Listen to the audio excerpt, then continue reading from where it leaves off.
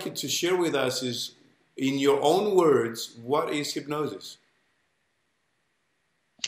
Hypnosis, to me, my definition of hypnosis Yes. is getting a client into a state where the brain slows down, the conscious mind moves aside, the critical factor, the conscious mind, so that you have enough rapport that when you speak, they are not trying to critique or criticize or protect themselves from what you're saying, that they accept what you are saying to them. Okay. So if you get the brain to slow down to the point like it does right before you go to sleep, to a delta brainwave cycle, or an alpha, or not a delta, I'm sorry, a theta, or an alpha. So we, in our conscious critiquing brain, our study brain, we are in beta brainwave cycles. Mm-hmm. So when we move to alpha, that's like when we're driving or when we're reading or watching TV and we're just absorbing stuff without critiquing it, criticizing it, evaluating it.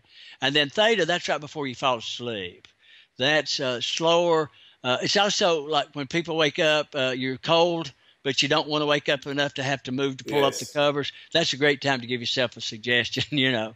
And then, of course, then you go into delta, which is sleep. And then when you're waking up, it goes the same way, delta, theta, alpha, beta. So for me, if you're focused and concentrated, you're in hypnosis. I heard a guy say one time that you only need 2 ingredients to go into hypnosis. One of them is to close your eyes to quit stimulating the anterior cingulate, and the other is to focus. So if you close your eyes and focus on your breathing, you're going to enter into hypnosis unless you're sitting there thinking about, you know, somebody you're angry at. But as long as you take that emotion and move it to, I'm calm, I'm peaceful, I'm relaxed, then you're going to go into hypnosis.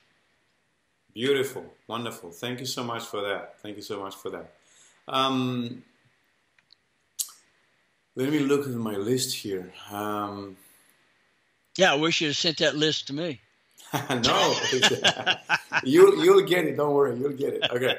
Now, is there a particular induction that you recommend to people who are new in hypnosis?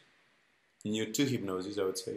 I do. I think an induction where they don't have to touch a client, an induction where the client has their eyes closed, so if they need to, even though I don't condone scripts, I think a person can learn a lot by how to use a script to create a script. Yeah.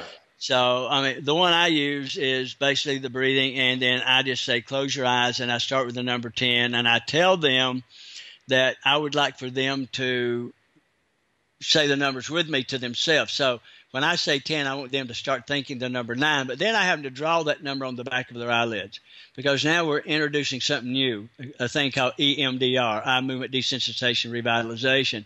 So I'm sneaking some things into my suggestions as we go. And then I'll start with some color with that. And then with the number 10, I'll say just allow a glowing white light shine down through your body. Now, people can take that depending on religious orientation or whatever. But I use the color white because it is deemed the clarifying color. So let's make clear the things that you're wanting to work on today. So we start with that. I think one of the main things I say when I get to the number 9 and they're drawing the number 8 on the back of their eyelids is I'm saying, I want you now to allow relaxation to flow through your body. But then I clarify that with this statement: I do not know what relaxation feels like to you.